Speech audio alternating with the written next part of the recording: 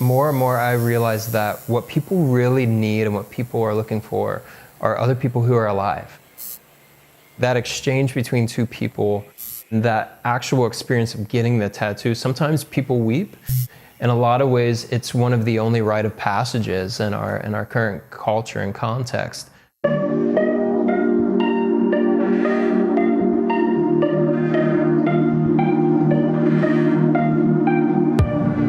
In a lot of ways, White Whale began back in 2007. I had just finished my undergraduate degree in literature at the University of Cincinnati, and for my final project I had studied Moby Dick and fell in love with that book again. I think a lot of us go through a part of our life where we're looking for what our gifting is and what we want to do. And I think in a lot of ways I was at a place in my life where I was looking for my own white whale, and that led me to Guatemala. So I spent some time volunteering in gang prisons, and I found that a lot of the young men and women who were in the gangs who were trying to leave the gang lifestyle needed to cover up their gang tattoos. And their tattoos could be life-threatening even if they were just out in public or they were on a public bus. I had just got a tattoo before I moved to Guatemala City to kind of represent that journey and really hit it off with the tattoo artist. So I invited him to come down to Guatemala City and do these gang cover-up tattoos, and we put our heads together about how to cover these up.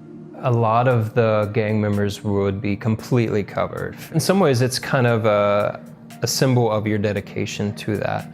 Most artists prefer a blank canvas, so it is already a challenge in a lot of ways, but I think something about that challenge is really fun, and it's definitely worth it to see something that symbolizes something that someone wants to get rid of or they're embarrassed about, and they feel like it's not a part of who they are anymore. For example, there's a gentleman named Luis who had a gang symbol on his arm, and Luis now sells cupcakes on the public buses, and he has 3 kids, and this is how he feeds his family now. But every day he was afraid to get on the public buses because he was afraid someone would see his tattoo and he could lose his life over it. So he wanted to cover his tattoo up with a cupcake, and it's this really vibrant, colorful cupcake, and it looks beautiful, and Luis has the greatest smile that any of us have seen. So to see lives being changed by body art was so fascinating to me, and that's when I was offered an apprenticeship when I moved back to Cincinnati.